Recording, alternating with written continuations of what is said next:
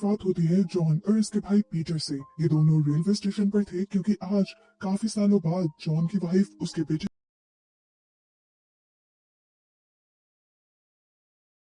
को लेकर यहाँ उनके शहर आ रही थी। जैसे ही वो लोग ट्रेन से उतरते हैं, जॉन बहुत ज्यादा खुश हो जाता है और उन दोनों को अपने भाई पीटर से मिलवाता है।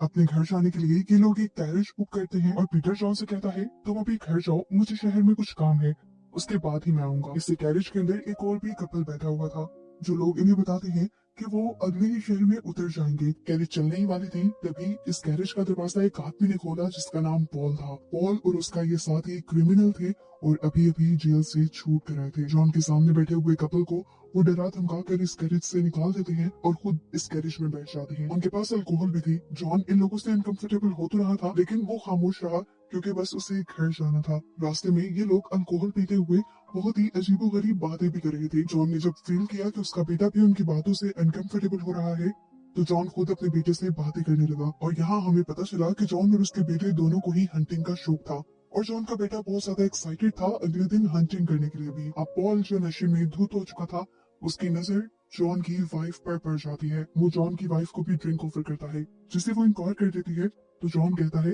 कम ऑन, ये हमारा कल्चर है और तुम्हें पीना पड़ेगा। जॉन अपनी वाइफ को इशारा करके कहता है कि एक सिप ले लो। एक सिप लेने के बाद वो बॉटल वापस कर देती है। इसके बाद तो पॉल हद ही कर देता है। वो जॉन की वाइफ को हैरास करने लग जाता है जॉन की ही आंखों के सामने। जॉन उसे कहता भी है हाथ पीछे करो, पर जॉन को तंग करने के लिए पॉल उसकी वाइफ को ही उठाकर अपनी गोद में बिठा लेता है और उसे बावर करवाता है कि तुम मेरे सामने कुछ भी नहीं। जॉन उसे मारने के लिए आगे बढ़ ही रहा था कि पॉल और उसके साथी दोनों ने ये गन्स निकाल ली। जॉन होशियार था, उसने अपनी वाइफ को कहा कि पॉल के बाल खींच दो। वो जब ऐसा करती है तो पॉल चकमा देते हुए उसकी गन उसे खींच लेता है और ऐसे छीना झपटी में दूसरे आदमी की भी गन नीचे गिर जाती है। जॉन पॉल के ऊपर गन तानते हुए अपने बेटे से कहता है नीचे से दूसरी गन उठाने के लिए, और जैसे ही डरते हुए उसका बेटा नीचे होता है तभी दूसरा आदमी होशियारी से उसके बेटे को भी गोद में उठा लेता है और उसके गले पर चाकू रख देता है। और अब ये दोनों मिलकर उसे ब्लैकमेल करते हैं कि अगर तुम अपने बेटे और अपनी वाइफ की जिंदगी चाहते हो तो इस गन को यही नीचे गिरा दो। जॉन जैसे ही बंदूक नीचे रखने के लिए झुकता है तो पॉल का साथी उसे धक्का देते हुए इस गैरेज से बाहर गिरा देता है। जॉन को बहुत चोट आई थी लेकिन क्योंकि उसे पता था कि मेरी फैमिली बहुत ज्यादा खतरे में है, इसलिए वो उठ खड़ा हुआ, गैरेज का पीछा करता रहा, यहाँ तक कि गैरेज उसकी पहुंच से बहुत दूर भी चली गई, लेकिन उसने भागना नहीं छोड़ा। और आखिर एक पॉइंट पर आकर जब वो रुका तो उसे दूर गैरेज नजर आई। वो उसकी तरफ भागा तो उसे रास्ते में अपना बेटा गिरा हुआ मिला जिसे उन जालिम लोगों ने मार डाला था। अपने बेटे को गले लगाते हुए वो आगे बढ़ा तो उसने गैरेज ड्राइवर की भी लाश देखी। वो इसी गैरेज ड्राइवर की गन उठाता है और सामने खड़े पॉल के साथी के ऊपर तान कर उसे शूट करके मार देता है। गैरेज भी अब उसे नजर आ गई थी। वो जब उसके पास गया तो शौक रह गया क्योंकि उसके अंदर उसकी वाइफ मरी हुई थी और काफी बुरी हालत में, जिससे जॉन को पता चल गया कि उसकी वाइफ को अब्यूज किया गया था। गुस्से में वो पॉल की तरफ देखता है। पॉल समझ गया था कि जॉन जितने गुस्से में है वो उसे मार देगा। वो उससे अपनी जान की भीख मांगने लगता है और उससे कहता है मुझसे कसम ले लो मैंने तुम्हारी वाइफ को हाथ तक नहीं लगाया। लेकिन जॉन किसी की सुनने वाला नहीं था। वो गुस्से से पागल हुआ था। पहली गोली वो पॉल की टांग में मारता है जिससे भागता हुआ पॉल वहीं गिर जाता है और उसके बाद उसके सीने में सारी गोलियां उतारते हुए वो पॉल को मार देता है। जिसके बाद जॉन अपनी वाइफ और अपनी बेटी की लाश को घोड़ों पे लाद कर अपने घर ले जाता है। अगले दिन जब पीटर उसके घर के पास आया तो घर के बाहर उसने दो घोड़े देखे जो कि जॉन के थे भी नहीं। उसे कुछ अजीब सा महसूस हुआ। अंदर गया तो उसने जॉन की फैमिली की लाशें देखी और वो टूट गया। यहाँ उसने जॉन को गले लगा के सहारा दिया और कहा कि जिसने भी ये सब किया है हम उसे छोड़ेंगे नहीं। पीटर ने अब उससे सवाल किया कि आखिर थे कौन वो लोग। तब जॉन ने कहा मैंने कभी उन्हें नहीं देखा और ना ही मैं उन्हें जानता था। सीन कट होकर हमें एक दूसरे गांव का सीन दिखाया जाता है। पॉल का भाई यहाँ का एक बड़ा गैंगस्टर है जिसका नाम था हेनरी। हेनरी गांव में आकर मेयर को धमकाता है और कहता है कि अगर आज शाम तक मेरे भाई के कातिल ना मिले तो मैं इस गांव से दो मासूम लोगों को मार दूंगा। यहाँ पे मेयर उससे माफी मांगता है और कहता है कि मैं जानता हूँ इन दोनों की लाशें मिली जरूर हमारे गांव से हैं, लेकिन इन दोनों को मारने वाला हमारे गांव में से कोई नहीं। किसकी जरूरत है आपके खिलाफ खड़े होने की। अपने भाई की लाश को देखते हुए हेनरी ने शेरिफ से कहा कि अब सिर्फ तुम्हारे पास 2 घंटे हैं। 2 घंटे में मुजरिम को ढूंढ लाओ, नहीं तो मैं 2 मासूम लोगों को मार दूंगा। सभी जानते थे कि किलर्स को 2 घंटे में ढूंढना पॉसिबल है ही नहीं, क्योंकि वो किलर्स उनके इस टाउन से नहीं है। इसलिए ये लोग वो 2 मासूम लोग चुनने लग जाते हैं जिनको मारकर हेनरी अपने भाई की मौत का गुस्सा ठंडा कर सके। ये लोग एक ओल्ड वुमन की मिन्नतें करते हैं और कहते हैं कि आप काफी बूढ़ी हो चुकी हैं, आने वाले चंद सालों में मर ही जाएंगी। अगर आप टाउन के लोगों के लिए कुर्बानी देती हैं तो हम वादा करते हैं कि आपके पोते का हम हर तरीके से ख्याल रखेंगे। और दूसरा, यहाँ पर एक डिसेबल आदमी अपने आप का सेक्रीफाइस देने के लिए तैयार हो जाता है अपने गांव को बचाने के लिए। 2 घंटे बाद जब हेनरी यहाँ आता है तो जाहिर बात है मुस्लिम तो मिले नहीं थे, तो मेयर इन दोनों लोगों को सामने ले आता है ताकि हेनरी इन्हें मार दे। हेनरी गुस्से में था, बेदर्दी से उसने इन दोनों लोगों को मार दिया और उसके बावजूद भी यहाँ खड़े हुए 2 मासूम और लोगों को गोली से मार दिया। ये देखकर सभी गांव वाले हक्का बक्का रह गए और तब हेनरी बोला कि पहले वाले 2 लोग काफी नहीं थे। अब क्योंकि हेनरी के भाइयों की लाशें इस टाउन से मिली थी, तो इस गांव से पहले वो जो टैक्स दिया करता था $80 का, उसे बढ़ाकर वो $160 कर देता है, जो हर महीने यहाँ के लोग जमा करके उसे दिया करेंगे। फिर शाम में दिखाया जाता है कि पॉल का फ्यूनरल कर दिया गया था। हेनरी पॉल की विडो मैडलिन के पास आता है और उससे अफसोस करना शुरू कर देता है। वो उससे वादा करता है कि मैं तुम्हारे हस्बैंड का बदला लेके रहूंगा और उसके बाद हम दोनों मिलकर इस टाउन के ऊपर हुकूमत करेंगे। मेडलिन जो इस टाइम दुख में थी, उसे हेनरी की बातें गुस्सा दिला देती हैं और वो हेनरी को खामोश रहने का इशारा करती है। दूसरी तरफ हम देखते हैं कि जॉन और पीटर खामोशी से अपनी वाइफ और बेटे का फ्यूनरल कर देते हैं। जॉन अब इस शहर में और रहना नहीं चाहता था, तो पीटर और उसका भाई जॉन ये जगह और अपनी सारी चीजें बेचते हुए किसी दूसरे शहर में जाने का डिसाइड करते हैं। अगले दिन ये लोग आ जाते हैं टाउन में, उसी टाउन में जहाँ पर इन्होंने पॉल को मारा था। हम देखते हैं यहाँ पर एक औरत जिसने जॉन को और पीटर को यहाँ आते हुए देखा था, उसे याद आया कि कल उसने इन्हीं दोनों को स्टेशन पर भी देखा था और इन्हीं दोनों के साथ तो पॉल और उसका साथी वापस टाउन की तरफ आने वाले थे। वो ये खबर जाकर फौरन शेरिफ को दे देती है। यहाँ पीटर एक वेपन शॉप पर आता है जो एक बच्चा चला रहा था। वो उससे जब उसके बड़ों के बारे में पूछता है तो वो बच्चा बताता है कि मेरे मॉम डैड नहीं है, मैं अपनी ग्रैंड माँ के साथ रहा करता था जिसे भी हेनरी ने मार डाला। पीटर यहाँ उससे कहता है कि मैं कुछ स्किन्स को बेचने के लिए आया हूँ। स्किन अक्सर शिकारी लोग बेचने आया करते थे। वो बच्चा पीटर से सवाल करता है कि क्या तुम्हें गन चलाने आती है? पीटर हाँ में जवाब देता है। वो बच्चा पीटर से रिक्वेस्ट करता है कि तुम हमारे लिए लड़ते क्यों नहीं, तुम हेनरी को मार दो, हमारी जिंदगियां आसानी में आ जाएंगी। लेकिन पीटर मना कर देता है क्योंकि वो किसी की लड़ाई का हिस्सा नहीं बनना चाहता। इसी गुस्से में वो लड़का पीटर को बुज़दिल भी कह देता है। हमें दिखाया जाता है कि जॉन इसी टाउन में खरीदी हुई अपनी लैंड बेचने के लिए मेयर के पास जब जाता है तो मेयर उसे बताता है कि मैं तुम्हें उस लैंड के $160 से ज्यादा नहीं दे सकता, क्योंकि मेरे पास इससे ज्यादा पैसे ही नहीं है। जॉन गुस्से में आ गया कि मैंने आज से 5 साल पहले वो लैंड $150 में खरीदी थी, क्या उसका रेट अब तक सिर्फ $10 ही पड़ा है? तब मेयर उसे हेनरी के बारे में बताता है और कहता है कि हेनरी यहाँ के लोगों से टैक्स लेता है, जिसकी वजह से हमारे खजाने भी खाली हो गए हैं और तेजी से लोग इस टाउन को सस्ते में छोड़कर बिछा रहे हैं और इस टाउन में जगह की वैल्यू बढ़ने के बजाय कम होने लगी है। अगर तुम्हें ये पैसे चाहिए तो तुम रख लो, नहीं तो यहाँ से चले जाओ। जॉन जिसे हर हाल में यहाँ से जाना था, वो मेयर की ये डील भी मान जाता है और $160 लेकर यहाँ से जाने लगता है। और जाते हुए मेयर उसे वार्न करता है कि ये पैसे अपनी जूतों में छुपा लो, नहीं तो कोई भी लूट सकता है। सीन कट होकर दिखाया जाता है कि हेनरी और पॉल की वाइफ जाकर एक बिजनेसमैन से मिलते हैं जिनकी ऑयल कंपनी है और वो इस टाउन से ऑयल निकालना चाहते हैं, जिसके लिए हेनरी उनके साथ कॉन्ट्रैक्ट कर लेता है, क्योंकि इस शहर की आधे से ज्यादा जमीन हेनरी और उसके भाई पॉल की थी। बिजनेसमैन हेनरी को समझाते भी है कि तुम्हारी ये गुंडागर्दी ज्यादा अरसे तक नहीं चलेगी, अगर तुम लोगों को साथ लेकर चलो तब तुम ज्यादा अरसे तक सरवाइव कर पाओगे। लेकिन हेनरी उनकी बातों का मजाक उड़ाता है और कहता है कि अगर तुम ये सारा मामला मुझ पे छोड़ दो तो मैं 3 हफ्तों में ये पूरा टाउन तुम्हें खाली कर दूंगा। दूसरी तरफ इससे पहले कि जॉन और पीटर इस टाउन को छोड़ पाते, जॉन को शेरिफ और उसके लोग पकड़कर जेल में ले जाते हैं, क्योंकि वो लोग जान गए थे कि जॉन ने ही पॉल का मर्डर किया है। जॉन इन लोगों से कहता है कि ठीक है, मैं मान गया हूँ कि मैंने पॉल का मर्डर किया है, लेकिन तुम पीटर को तो छोड़ दो। तब शेरिफ उससे कहते हैं पीटर को भी नहीं हम छोड़ेंगे, क्योंकि उसने डिप्टी का मुंह तोड़ दिया था और वो उस चीज की सजा काट रहा है। शेरिफ और जॉन बातें करने लग जाते हैं तो जॉन बताता है कि पॉल एक बहुत ही बुरा आदमी था, उसने मेरे बेटे को मार दिया और मेरी वाइफ के साथ बहुत ही गलत किया और उसके बाद उसका भी मर्डर कर दिया। इसी गुस्से में मैंने उसे मारा है। यहाँ शेरिफ उसे बताता है कि पॉल भी कभी एक अच्छा आदमी हुआ करता था, लेकिन वर्ल्ड वॉर ने उसको बिल्कुल ही बदल के रख दिया। शेरिफ उससे कहता है कि अगर तुम गुस्से में पॉल को ना मारते तो आज बहुत से मासूम लोग जिंदा होते और बाकी मासूमों की जान भी खतरे में ना होती। यहाँ शेरिफ उसे बताता है कि मैंने अभी भी तुम्हें हेनरी के लिए ही पकड़ा है और मैं तुम्हारे और हेनरी के मामले में चाहते हुए भी कुछ नहीं कर पाऊंगा। कुछ ही देर में हेनरी और उसके लोग यहाँ पर बाहर पहुंच जाते हैं और ये लोग जॉन को घसीटते हुए जेल से बाहर ले आते हैं। हेनरी का आदमी से पूछता है, अरे मैंने सुना है कि तुम एक सोल्जर हो, क्या करते हो, किसका साथ देते हो, जर्मन्स का? ये कहते हैं वही। उसे जोर से पछ लगाता है और उसे अपने घोड़े पर डालते हुए यहाँ से ले जाता है। जॉन इस सब से पूरी तरह जख्मी हो गया था।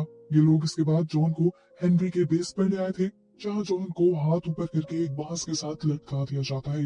गर्मी शदीद पड़ रही थी, जॉन की हालत खराब होने लगी थी कि तभी हेनरी और पॉल की वाइफ यहाँ पर आ गए। हेनरी ने उसे कहा, इतनी जल्दी तो नहीं मरने दूंगा मैं तुम्हें।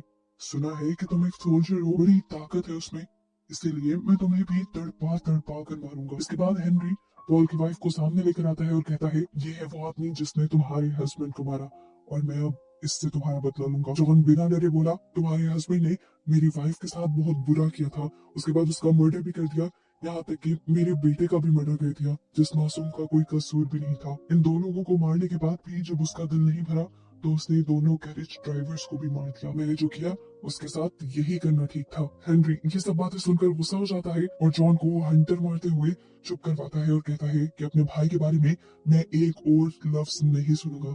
हेनरी अपने लोगों से कहता है, यही लड़का रहने दो इसे, ना इसे खाना मिलेगा ना ही कोई इसे पानी देगा, ये खुद ही तड़प तड़प के यहाँ पे मरेगा। वक्त गुजरता रहता है, जॉन की हालत बद से बदतर होती रहती है, यहाँ तक कि चीलें भी उसका गोश्त खाने के लिए उसके सर पर मंडराने लगती हैं। घंटों बाद हम देखते हैं कि यहाँ पर मेयर आता है। जॉन को लगा कि उसकी मदद करने के लिए आया होगा, लेकिन यहाँ पर जॉन ने देखा कि मेयर तो खुद हेनरी के साथ मिला हुआ था। वो हेनरी से पूछता है, क्या मैं जॉन के जूते ले सकता हूँ?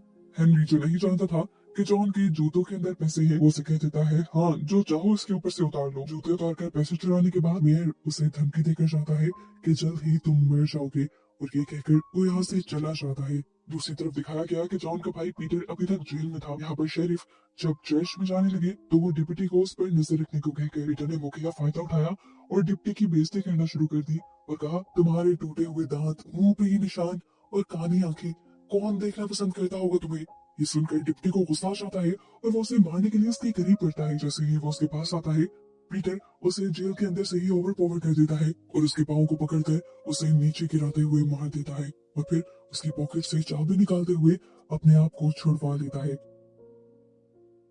दूसरी तरफ हेनरी के घर पर हमें दिखाया गया कि अभी तक जॉन उसी हालत में लटका हुआ था, उस पर किसी ने भी रहम नहीं खाया हुआ था। वो तो इतना सफाक निकला कि अपने भाई के मरते ही अपने भाई की वीडियो के साथ सो भी गया, वो भी जबरदस्ती। और बेशर्मी से उसने मैडलिन से कहा, कितने साल इंतजार किया मैंने इस दिन का। वो उसे कहता है, एक मिनट बाद ये सारे मसले खत्म हो जाए, मैं तुम्हें यहाँ की रानी बना दूंगा। मैडलिन इस टाइम कुछ नहीं बोलती, हम और गुस्सा उसके चेहरे पर साफ था। उसकी आंखों से जब आंसू निकलते हैं तो वो अपना चेहरा दूसरी तरफ कर देती है। खैर रात होती है और दिखाया जाता है कि अब बहुत ही तेज बारिश होने लगी थी और इसी बारिश में पीटर चुपके से जॉन को बचाने के लिए हेनरी के बेस के अंदर आ जाता है, जो अब बहुत ज्यादा कमजोर हो चुका था, बहुत ज्यादा जख्मी था और खड़ा भी नहीं हो पा रहा था। दो गार्ड्स इस टाइम जॉन का पहरा दे रहे थे। देखने को मिला कि एक गार्ड जैसे ही अंदर गया तो चुपके से पीटर उस गार्ड को मारने के लिए अंदर चला गया और उसकी गर्दन तोड़ते हुए उसने उसे जमीन पर गिरा दिया।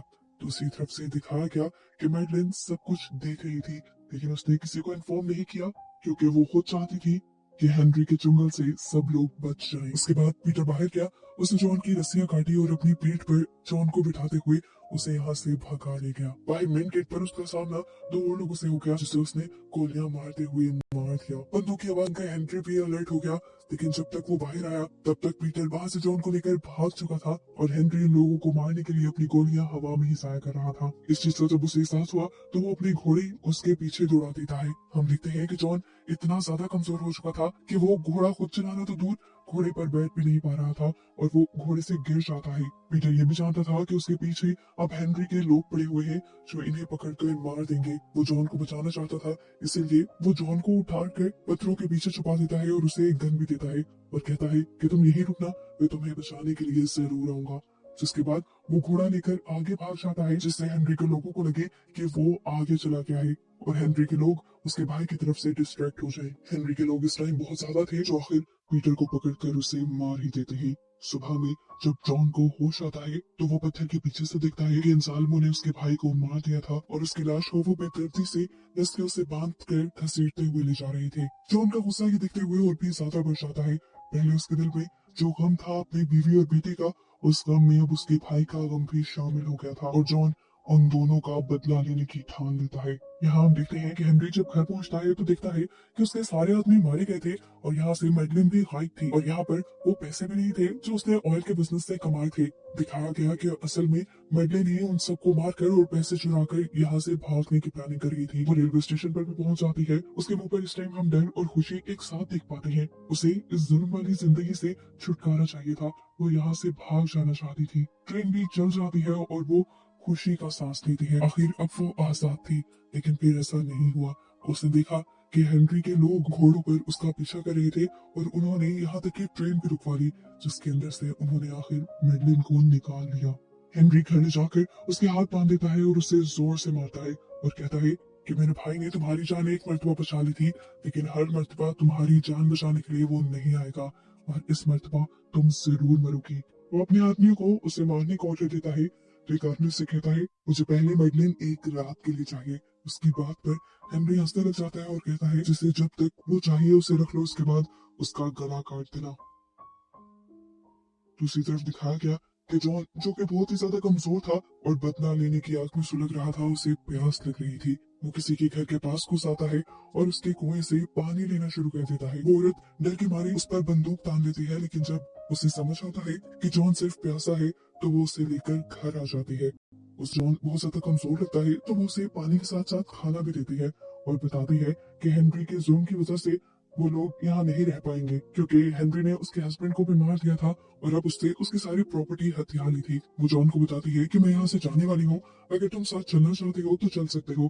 पर जॉन कहता है नहीं, मुझे यहाँ से नहीं जाना, मुझे हेनरी से अपना बदला लेना है। खाना खाने के बाद और आराम करने के बाद जॉन को जैसे ही थोड़ी सी ताकत मिलती है तो वो सबसे पहले मेयर के घर आता है और उसे धमकाते हुए उससे पूछता है मेरे पैसे कहाँ हैं। वो से भी पूछता है कि तुम इतने अच्छे से हेनरी से बातें क्यों कर रहे थे, पहले जब तुम मुझसे मिले तो तुम्हारी आवाज में डर था उसके लिए। उसकी धमकी को सुनते हुए मेयर उसे बता देता है कि मैं हेनरी के साथ मिला हुआ हूँ, सस्ते दामों उसे शहर की जमीन खरीद कर लेता हूँ ताकि हेनरी यहाँ की पूरी जमीन का मालिक बन जाए और जमीन के नीचे ऑयल के सारे खजाने उसके हो जाएं। वो ऑयल गवर्नमेंट को बेचकर पैसा कमाए और उसी की वजह से मैं भी माला माल हो जाऊं। ये बातें सुनते हुए जॉन को इतना गुस्सा आता है कि वो मेयर को यहाँ पड़े हुए एक कॉफिन में बंद होने को कहता है, जो कॉफिन असल में हेनरी ने जॉन के लिए ही बनवाया था। जिसके बाद वो उस बच्चे की वेपन शॉप पर जाता है, जो बच्चा पहले पीटर से ही हेनरी के खिलाफ बदला लेने को और जंग करने को कह रहा था। वेपन्स लेकर पूरी तरह वो अब जंग के लिए तैयार था, जिस जंग में ये बच्चा भी उसका साथ देता है, क्योंकि उसे भी अपनी ग्रैंड माँ के लिए